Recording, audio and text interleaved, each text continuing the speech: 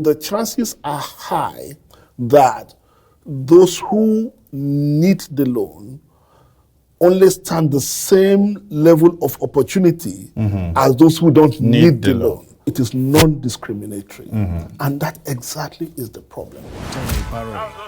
Source for better ways of generating revenue. The House of Representatives is yet to approve this request.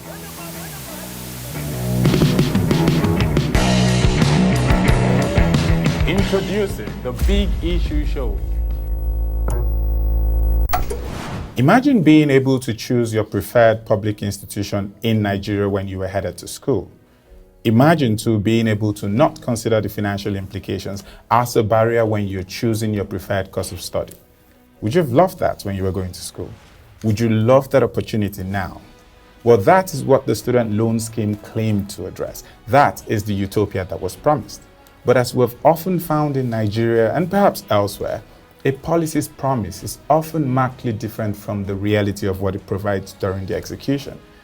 And the beginnings of this can often be found in the nuts and the bolts of said policy. So why don't we examine these bolts and nuts?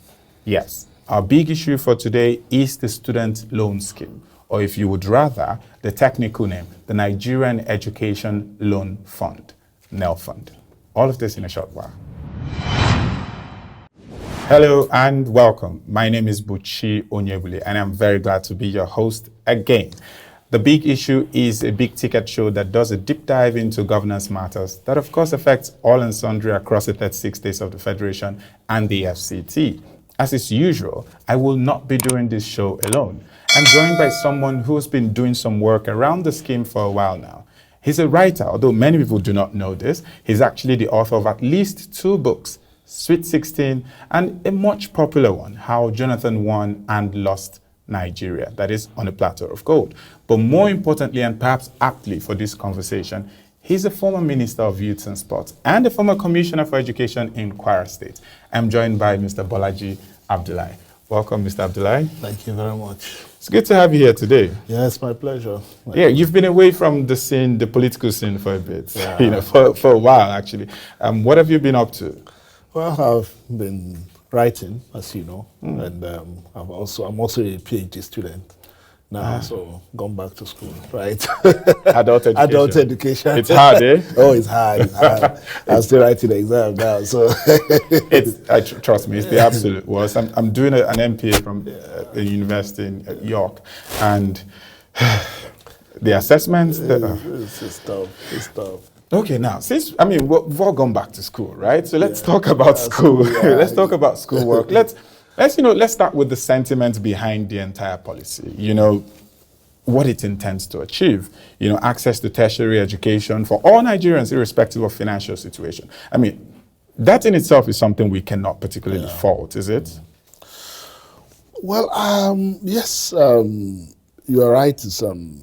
We cannot fault it because it's within everybody's education, everybody's right to aspire to education, to aspire to be the best that they can be. And it's also the responsibility of government to create the enabling environment for people to be the best that they can be.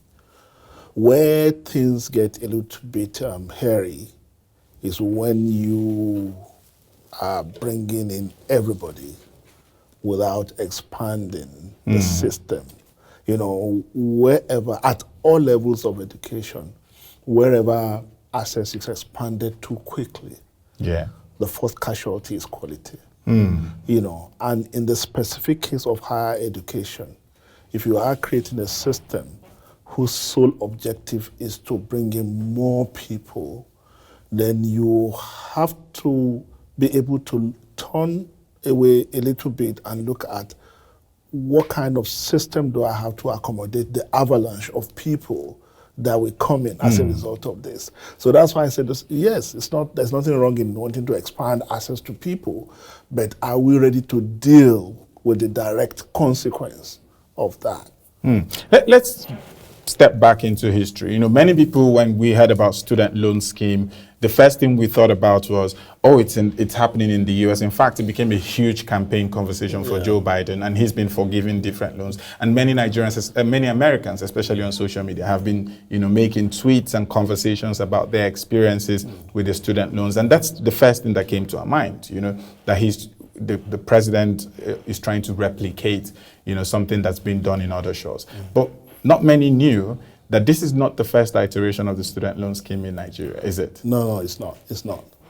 I think the first attempt at student loan was in 1972, the Decree 25 of 1972. Yeah. That was the first time that Nigeria actually tried to introduce student loan, called the National Student Loan Board, And just like in this case, the objective is to grant loans to young Nigerians to go to have access to higher education, interest-free loan, and then they could but at that time, the objective was that this loan could help students to offset the cost of attending universities, because we're coming on the back of post-independence era when students were enjoying grants and scholarship and bursaries and all that, because the agenda at that time was to attract as many people very quickly to acquire higher education in order to fill the manpower needs for the country at that level. Also importantly, it was after the Civil War. It was after the Civil War. So there's also a manpower shortage at that point. Absolutely. So that was also part of it, No, I'm talking of the initial post-independence objective of higher education in Nigeria. Okay, yes. The immediate post-independence objective of higher education in Nigeria is to produce high-quality manpower for the economy. So, because there were not enough people going to university, we had only 3 universities, and they're not even fully occupied. So, government had to ramp up support system that would bring as many people into higher education as possible. But schools were free then? Tuition was free?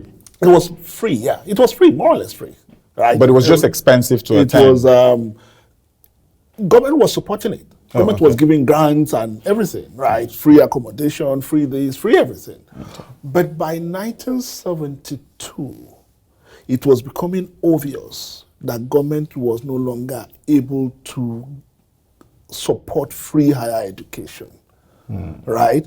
So that was the time that government began to toy with the idea of cost sharing, right? How do we get parents to share part of the cost?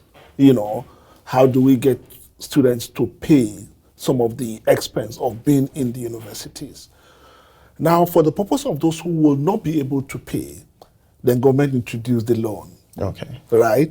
So that those who will not be able to pay will be supported to pay. That was the idea behind the Decree number 25 of 1972. Yeah. Right. So that went on. By 1976, because the 1972 Act, decree, limited loan access to only those who are attending universities in Nigeria. At that time, there were no private universities, of course. By 1976, we found oil money. The government said, no, why limit it to those who are attending universities in Nigeria? Every Nigerian, wherever they are attending universities, anywhere in the world, should enjoy the loan. That was 1976, made it available to everyone. But of course, we know how that went on, how that went down. There are a lot of problems with that. We'll talk about that, I'm sure. Yeah, that was the beginning. Yeah, thank you for taking us back. And when I started to do research on this show, I found it very interesting how much a large part of the act that has come to the amended act in 2024, how similar it was to the Decree number 25 in 1972. But you have done more work on this. So I would like for you to paint a picture for us. What were the important things that were in the previous one and that we can still find here in this one? What are the similarities between these two? I'm actually glad you picked that up, because I found it quite... the similarity quite remarkable, between the Decree number 25 and the 2024 bill, student loan bill. Yeah. Some lines are almost like word for word. Almost lifted. Yeah, almost lifted from the decree number 25, right?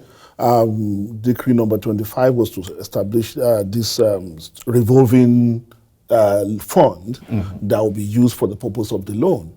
And this is establishing a fund. Under decree number 25, the board was free to use the fund for business and generate income, just as this law allows the fund to use the money to move business and generate income. The 1972 decree provided for 2% interest rate on the loan. The 2024 bill also provides for interest, but did not specify the percentage. No cap on it there was no specification of the percentage.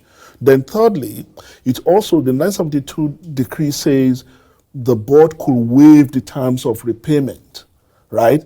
And this particular law also says that the board could waive the terms of repayment if they find that the borrower has become incapacitated and become unduly difficult for that individual to pay. The governance system is almost the same because it's sought to take the fund a little step away from the government bureaucracy so that it's not bogged down. But at the same time, because of the striking similarities, one begins to get a little bit uneasy given what we know happened to the loan fund in 1972, 76 up to 1988 era and what is happening now. So it's a little bit it's too close for comfort. Let's talk about some of the things that they struggled with in 1972, right? It was 72, 88, yes. Right? And some of the things that we might see struggle with. There was barely a 6% repayment rate back in the previous iteration. And it seems like it's something that's been constant with the government-backed loans that have gone to average Nigerians, or average Nigerians. So I mean, there's plenty of it, from the CBN agricultural loans, the farmers, the grants, different things that have gone. It's been a struggle getting repayment back. So the question then I have to ask is, have you seen anything at all in this act that will make people, the beneficiaries, think less that it's part of their national cake, which was part of the criticism which was part of the issues that the previous iteration had? And is there anything that makes you believe that it's possible that repayment might improve under this particular one? Well, straight away, I can't see anything now.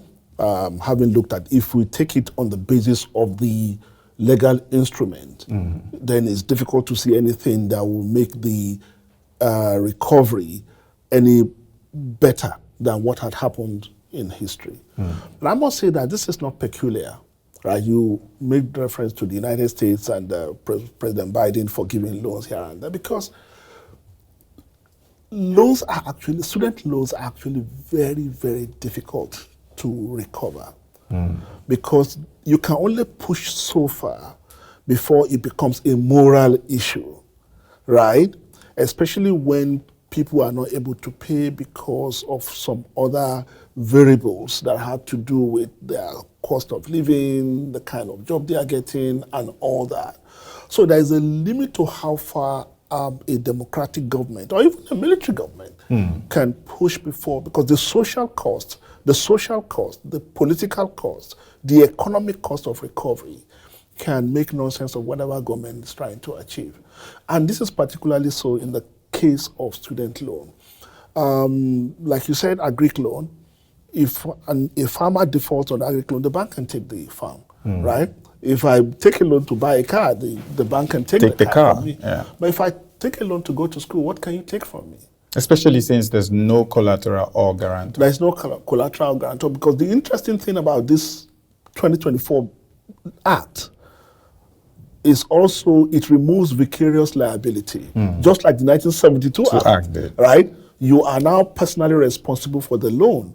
The earlier one, the 2023 Act, brought in one's parents, one's guarantors, and all that. But this particular one that we are operating now makes individual personally responsible for the payment of the loan. So you cannot go and arrest or tax the parents or whoever is the guarantor for repayment. You know, and like I said, when an individual refuses to pay, what do? Because under this law, the only grounds for arresting someone who has taken the loan, if the person lies about their financial status. Their income status. Or, do you understand what I'm saying? So, which is perjury, right?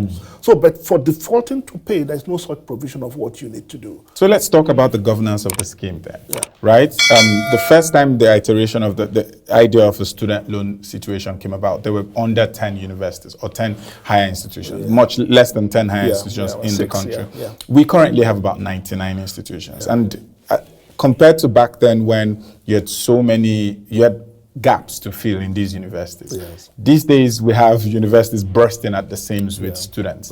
So the essence of the scheme is to expand access, right?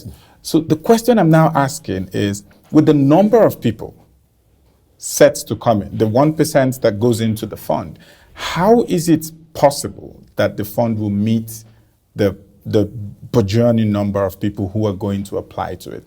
What is the governance system of this fund? And how is it going to prioritize on who is more indigent than the other, especially since all those preconditions that were in the previous act in 2023 have now been removed? Previously, it was reduced to people who earned about 500,000 annually. It was family income. Family income does not exceed 500,000 annually. So now those such limitations do not exist. So what is the governance? What exactly is the way and manner that they're going to ensure that the funds get to the most indigent of people? No, it's actually the major challenge with this loan system, because it is the previous bill, the 2023 Act, like we said, provided for 500,000 as the cap. If your family doesn't earn more than 500,000 or less than 500,000, then you are qualified, you are eligible for the loan.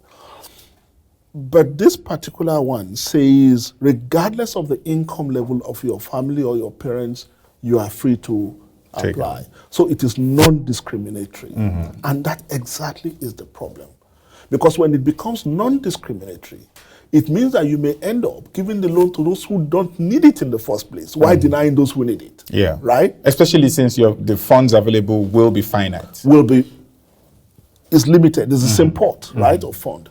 So if it's non-discriminatory, it means that anyone is free to apply. So you find that in the end, those who may be benefiting from the loans are those who have a particular kind of assets. Those who can afford to pay for their own costs may also end up being the ones who have access to the loan. Even in terms of probability, right? In terms of probability, just blind statistics, right? The chances are high that those who need the loan only stand the same level of opportunity as those who don't need the loan, right? That already disadvantages those who need the loan, right? So this is the problem with this particular one. But let's see, we've just started. We've passed the conception stage. At the policy stage, they can begin to respond to some of these as they proceed and learn from their initial experience. In the execution stage. In the execution. I hope that they will be able to learn from it. I mean, because when the president spoke at the signing, he says, this loan will provide opportunity that it will no longer happen that people are not able to go to university because they are not able to pay, right? Which implies that the loan is intended for those who might be indigent or who might be poor and therefore will not be able to pay because of financial resources. But if you don't discriminate, right? You don't have some kind of need-based measurement, right? Then that defeats the essence of the scheme. I absolutely agree with you. But let's also now talk about the health of the fund itself, right? How, it's an enterprise-focused corporate body, which is supposed to mean that, it's not so socialist, it's also capitalist. It can invest and earn returns. It can do all of that. But then the bulk of the majority of the investment it's making, if we can call it that, is that it's disbursing money to students to pay their fees. with all of our currency volatility and inflation and whatnot, how healthy is the fund? And this might sound more like an economic question, but it's a question that we have to sort of think through. Because if I'm taking a 1 million naira loan 4 years ago, right, to pay fees over 4 years, that's great. I'm going to probably be paying you the value of, say, 500,000 right now if I'm paying it off, right? So how healthy is it for the fund itself? I think that's one area that I think the law is very strong in respect of this loan, because it establishes it as a fund, as a corporate body that can also do business. And because they can also do business, it means that they have a bulwark, something to protect against the kind of volatility you are talking about. They have multiple streams of income, apart from the 1% of revenue accruable to government coming from the FIRS. They also have income that can come from investment and from the normal statutory allocation. So I think the investment side, and you can see the thinking. Bringing in someone like Jimovia as the chairman of the board also indicates the direction that they want to go. I think in terms of ability to sustain itself, I think it stands a chance. It stands a chance. What I cannot say is to what extent it relies on loan recovery, right? If it relies on loan recovery, right? If it relies on recovery of loans, then that's going to be problematic, as that happened in the past. But I think that my guess is that the planners also reckon that recovery might be challenging, right? Especially if it is income-based recovery, right? Employment-based recovery, as in the case. Because many people are leaving universities these days or higher institutions, and a significant majority are not able to gain employment, right? You say you start repayment after 2 years or when you get a job, So that itself is problematic, But I think the kind of governance system that is set up to protect the fund is going to make it to last a while. But whether it will function for the purpose that it is intended in the long run is what I don't say, because there's a major conversation that should happen, that's supposed to provide the context for the loan. That has not happened, right? Everybody is pretending, everybody is hiding from it, but sooner rather than later, it will have to come in the open. I like the part you're talking about in terms of repayment. I'm not particularly worried about those who have sort of like formal employment, because the same way deductions are done at source for for tax purposes, for housing purposes, and all of mortgage, whatever it is, the same way you can for pension contributions, student loan deductions can happen at source as well. So I get that the bigger worries for those who either do not get jobs or have jobs that are not particularly formal in such a way that you cannot deduct things at source, and they now have to either be conscious enough to want to pay or not, right? So, but let's talk about the fact that the one other aspect of the governance structure of the board. The board has discretionary powers to waive repayment terms for people, and maybe it's the word discretionary, and maybe it's also the fact that I'm Nigerian, and I've seen that in many cases discretionary powers have rarely been used for good and have been more tilted towards abuse. Do you think that perhaps those are one of the spaces in which the board should have had a more concrete set of rules that can determine if loans can be waived for some people? I think the intentions behind that kind of provisions that allow for waiver was good. And from all the cases that I've studied across the world, they have those kind of provisions. Force majeure situation that makes an individual unable to pay. There are other qualifications as well. But what the law cannot cover everything. Maybe those will be dealt with at the policy level. Which is to make it more objective, to identify or try to articulate a number of objective criteria on which basis this kind of waiver could be given. The law itself did not use the word discretion, but it allows the fund to waive the loan on the basis of disability, right? You don't envisage that too many people, we don't pray that too many people will become disabled, physical disability, I mean. But the concern is when it becomes like unduly difficult for this individual to pay. Who defines the threshold for undue difficulty? Right? You know, and we learned in school that the classic definition of corruption is what? Discretion without accountability. Right? Yes. You know, so I think that's the problematic side of it. Another dimension to it also is that an employment contingent repayment is different from income contingent repayment. Income contingent repayment will say, if your salary does not exceed this threshold, then you may not start to pay, right? But once your income exceeds this threshold, then you have to start to pay, right? That will also introduce some kind of opacity to it, because that another question of your willingness to declare your employer, because your employer also has obligation to declare, that this is how much you are earning. You know, employment could mean anything. If I have a degree does not mean that I have the kind of job that can absorb the kind of repayment. You could be underemployed. I could be underemployed. I could be a truck driver earning just to keep myself busy. I mean, if you say if I'm self-employed, I have to start paying. But self-employed means that I could just be doing some gigs by the corner, and just managing to pay my rent, But in the eye of the law, I'm self-employed and I have to start repaying. And this kind of lack of clarity also, that's when people get creative.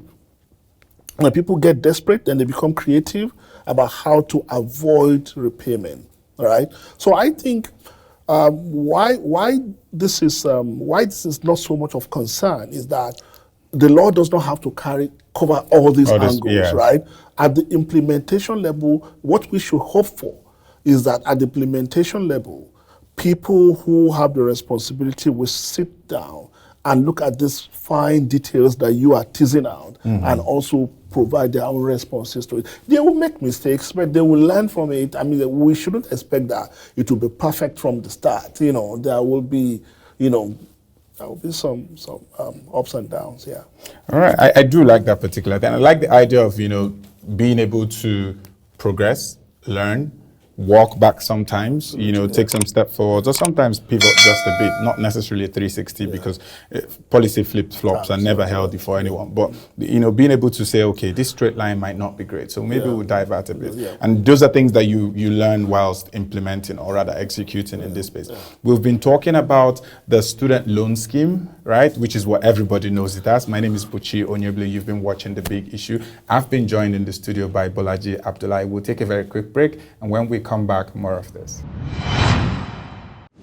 Welcome back to The Big Issue. My name is Buchi Onyegbule, and I have been in the studio with Mr. Bolaji Abdullahi, who is an author, actually the author of Sweet 16, also the author of On a Platter of Gold, How Jonathan Won and Lost Nigeria. But more importantly, he was a former commissioner, he is a former commissioner for education for Kwara State and the former minister for youth and sports in Nigeria. We've been talking about the Student Loan Act of 2024, and we've sort of run through the history, Mr. Bolaji. You and I, we've talked about the Decree 25 of 1972 that sort of fell apart in 1988, and then, how much, interestingly, of the new act sort of bore similarities to that. And we've also talked about the governance structure of this particular act.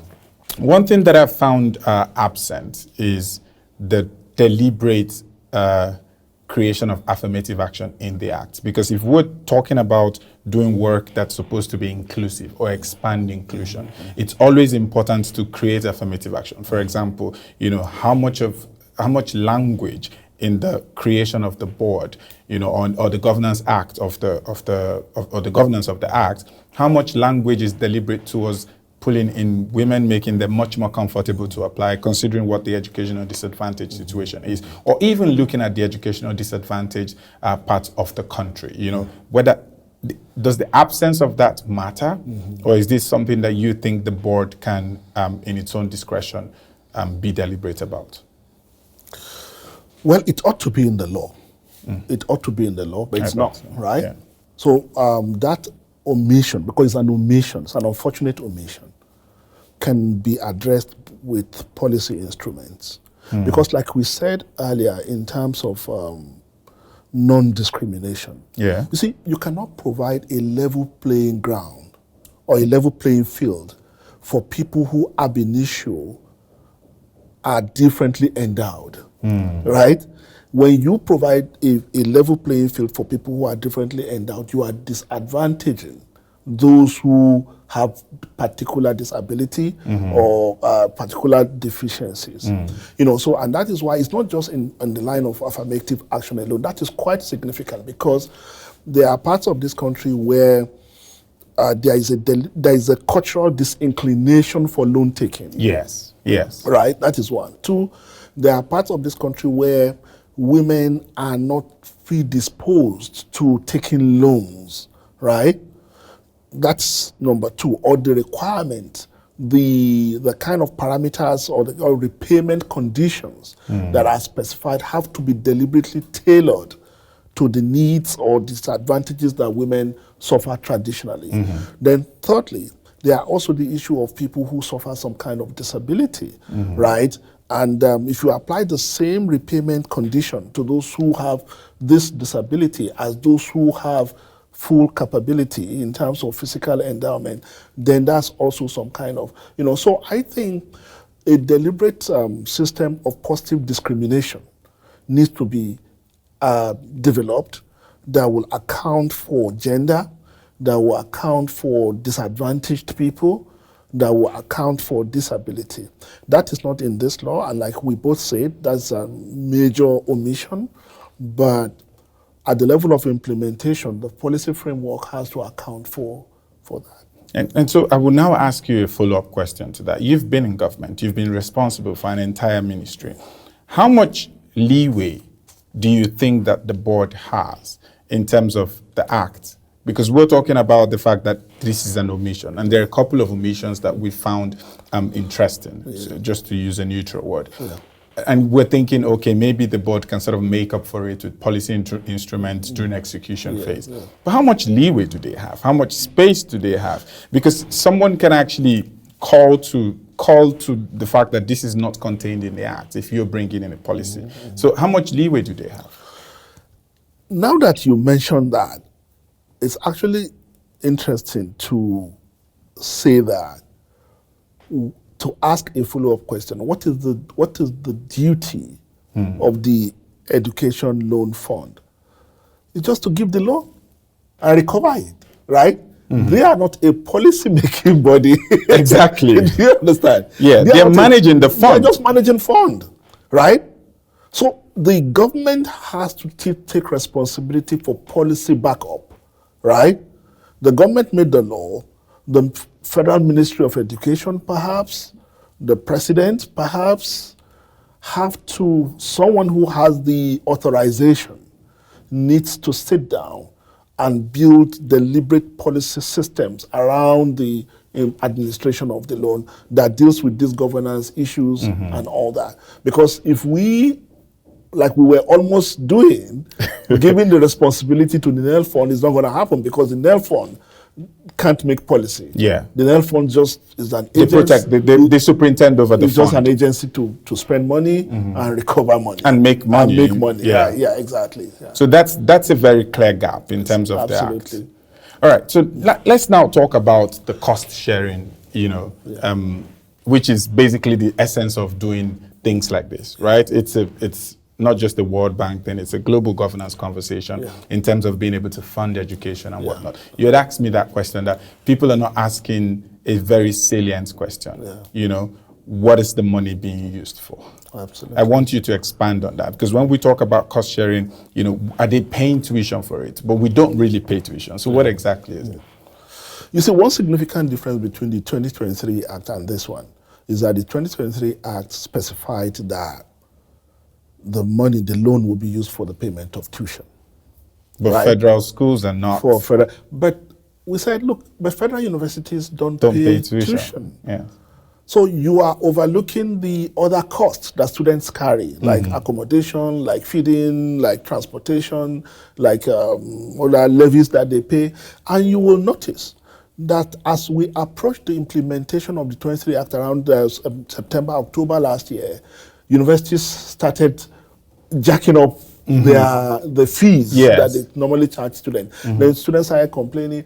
I suspect that the university started increasing those fees in anticipation of the student loan, right? If you are going to get loan, then we might as well take some of it off you, right? Through those laboratory payments and all those library payments and all that. But now this new bill said, remove the tuition aspect of it.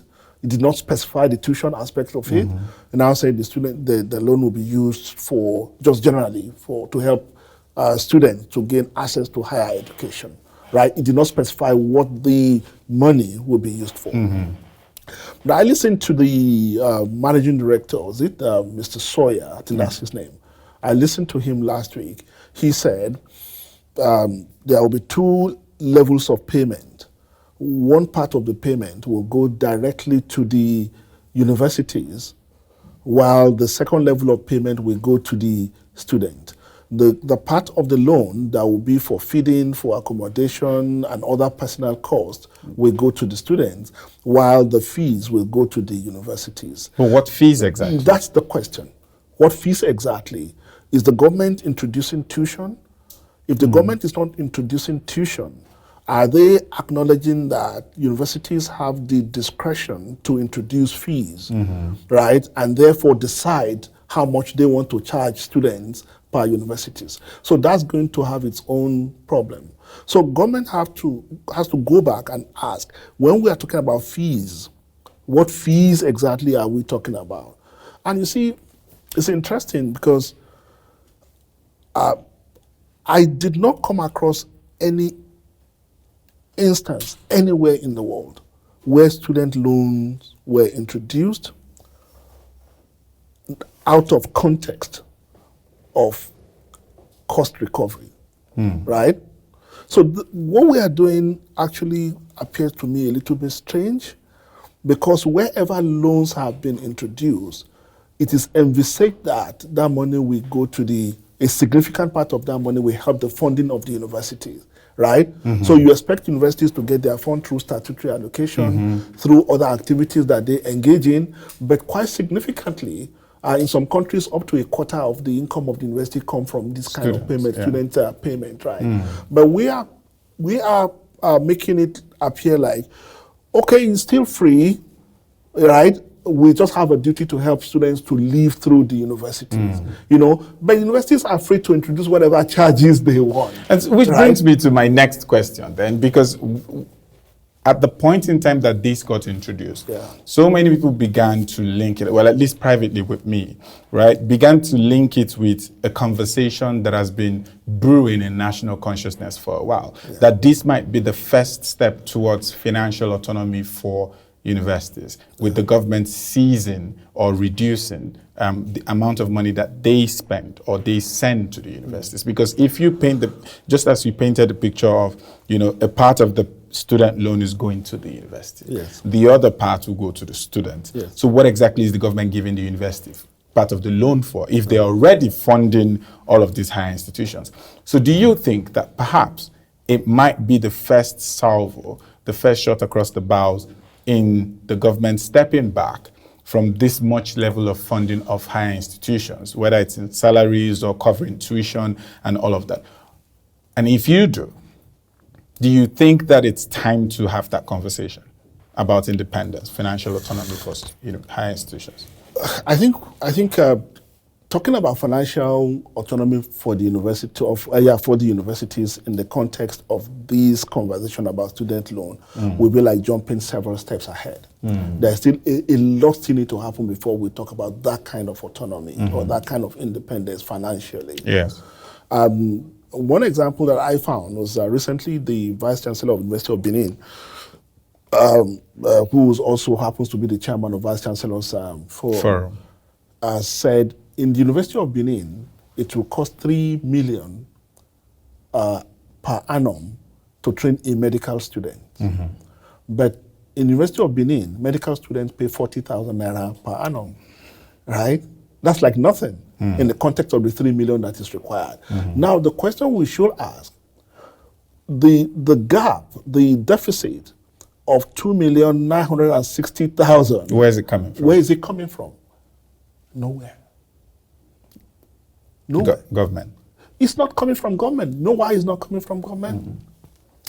Consistently in the last 20 years or so, more than 90% of the money, of the allocation that goes to university goes into payment of salaries. Yes. Right?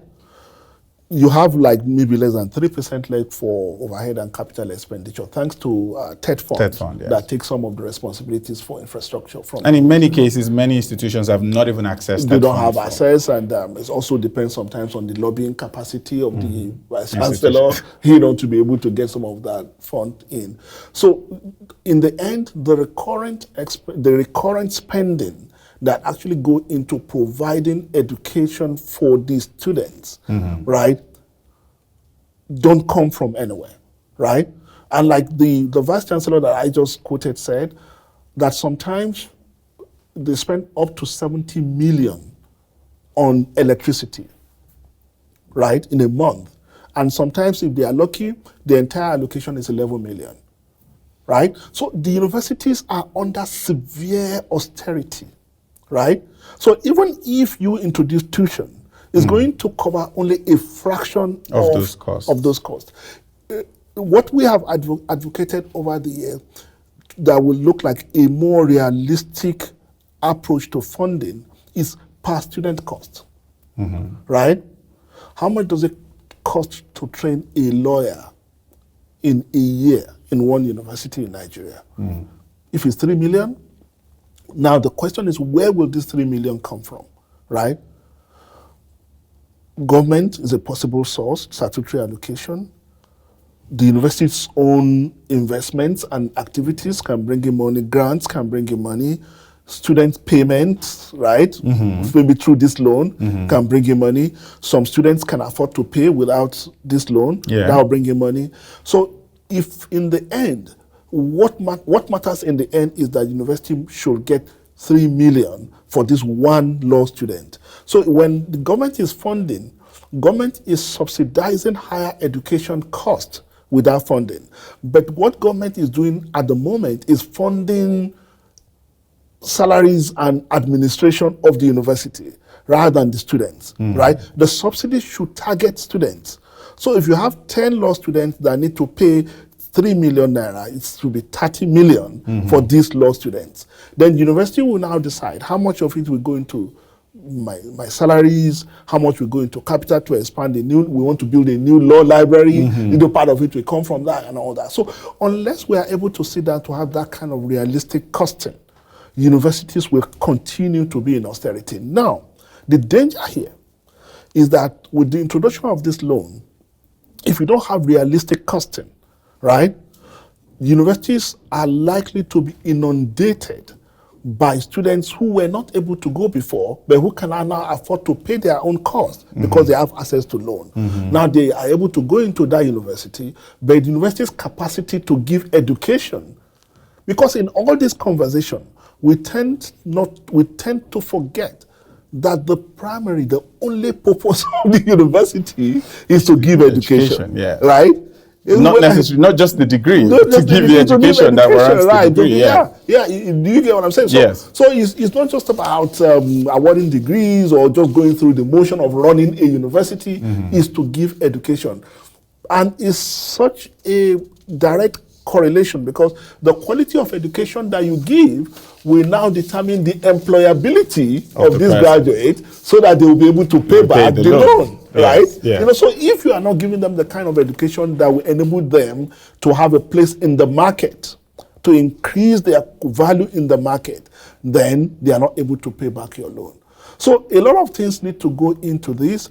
I believe at some level, some conversations have happened, but we don't know, and we need to know.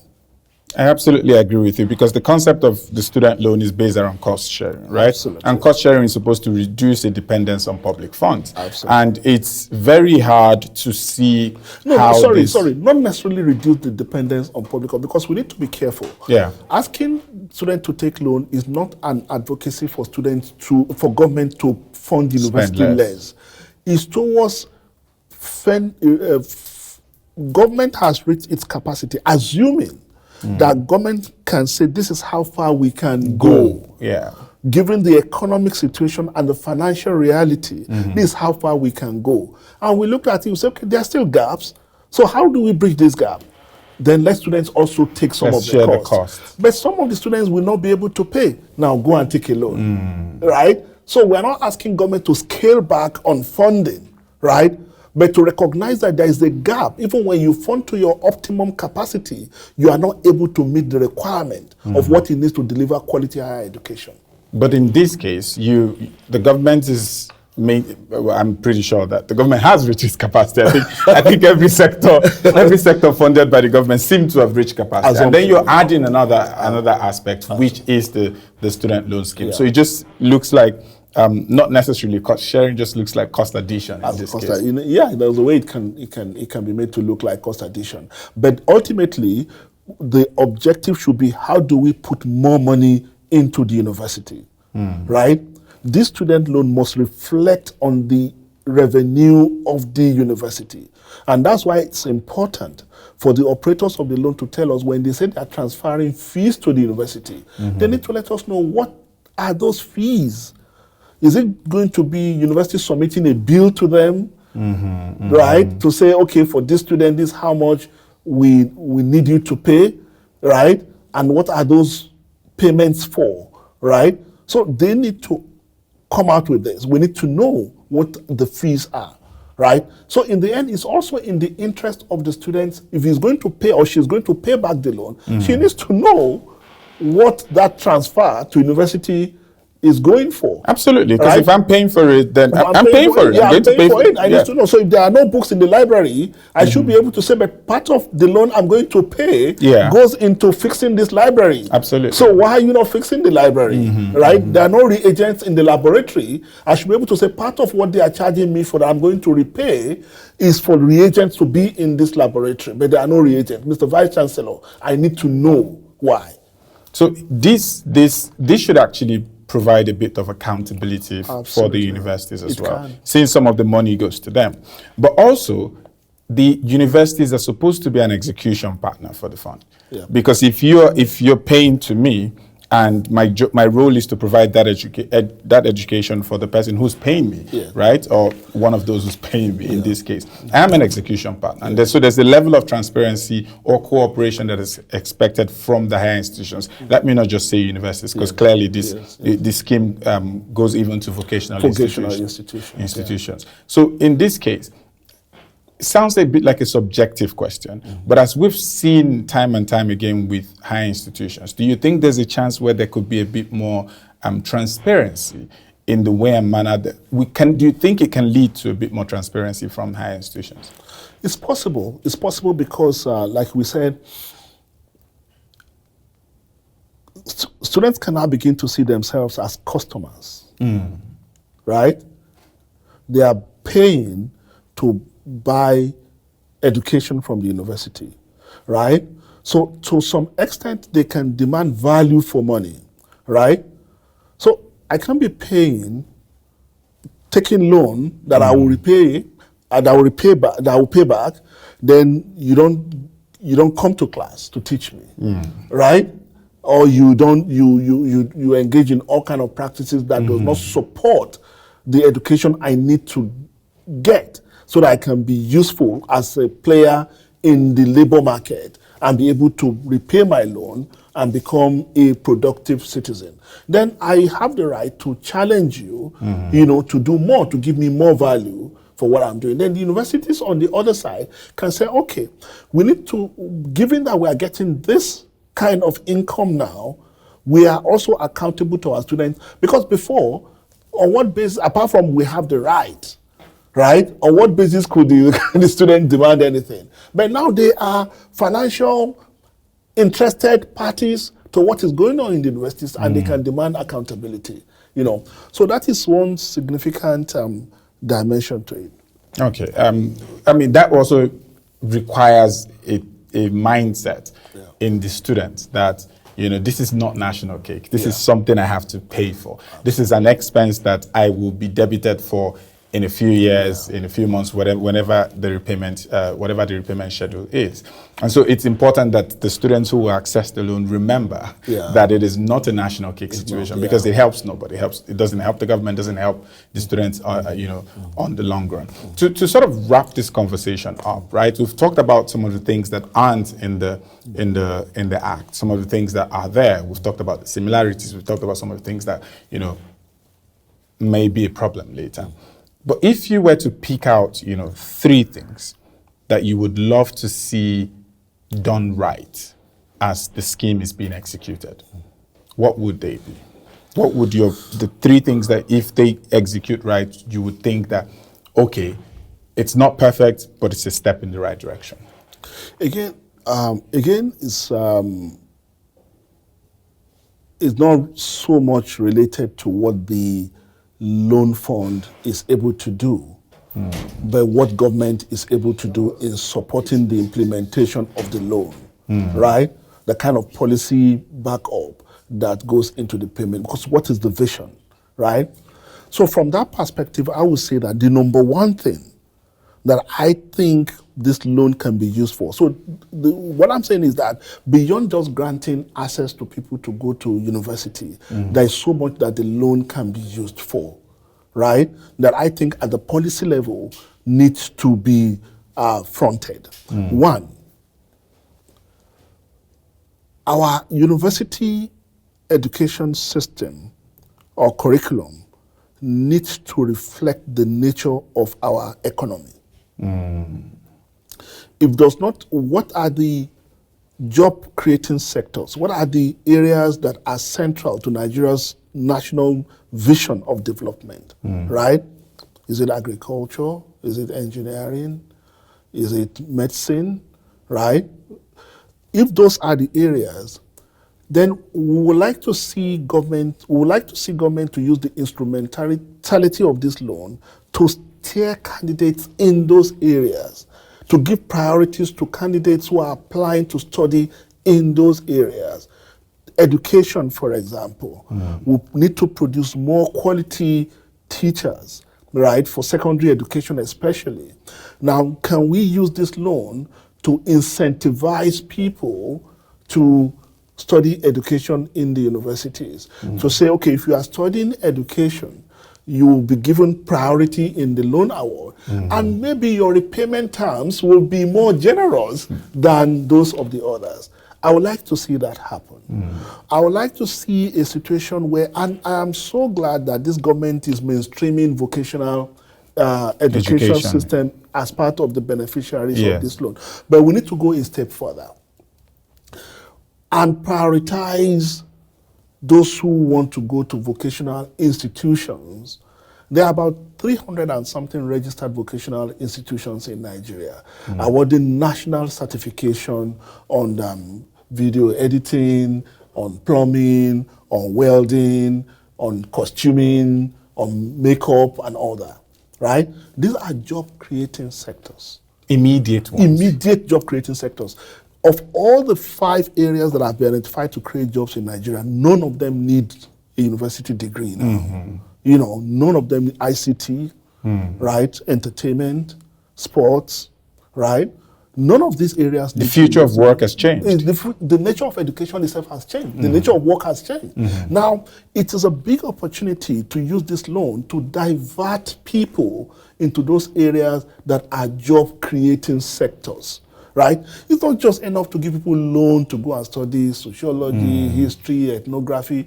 I studied maths. I don't have anything against humanities or anything. But I'm just saying that if we are going to ask these people to pay back, then, and given where Nigerian economy needs to be, where we are today, what is the unemployment rate, right? And we want to drive people towards job productivity. So we can use this loan to drive people in that area. So for me, that is one big thing I would like to see, in the implementation of this. The second one, we mentioned earlier affirmative action. That is very important. You see, I listen to some very successful women, some elite women say, oh, what we just need is a level playing ground, right? But again, that also speaks to the intersection between class and gender. Yes. You absolutely. Are fine. So you can say you need a level playing ground, but you cannot provide level playing ground to people who have suffered patriarchal disadvantages over the years, right? Women have suffered disadvantages over the years, culturally, right? So you have to be deliberate about it. And we need to be deliberate. We need to be deliberate about, and I'm glad we've made some important progress, right, in recent years in terms of bringing women into education and higher education.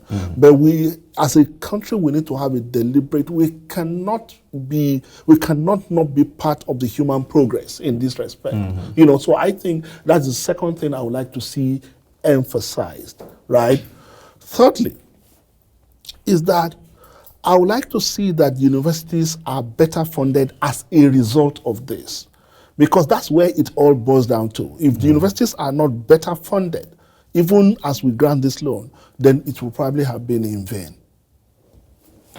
Okay, thank you very, very much, Bolaji Abdullahi. Bolaji Abdullahi is a former Commissioner for Education in Kwara State, also a former Minister of Youth and Sports in Nigeria. But even more importantly, he's still a student and a writer. He's the I'll probably go for my own student loan. You won't get it. If you get it, I'll start my own aluta because I'm still a student. But I think that you've done a lot of research on this, and you've taken us, literally to school on the Act, and hopefully the things that you were looking out to see, hopefully we're able to see them. Thank you very, very much for coming. My pleasure. Thank you. All right, you've been watching The Big Issue. My name is Buchi Onyegbule. This is that show where we do a deep dive into big ticket matters that affect all and sundry across the 36 states of the Federation and, of course, the FCT. You have to admit that the student loan scheme is a big ticket issue. But even though people like me, neither people like me nor Bolaji will ever get there. Well, will never get the chance to get that money. Because I think that charity is staring at me. And if we got it, we should probably start our own protest. But thank you very much for sticking with us. Shows like this can be found on our channel, on the Mswitch YouTube channel. You can find us also on Spotify. You can find us on all our social media handles. And I'll see you next time we do an episode.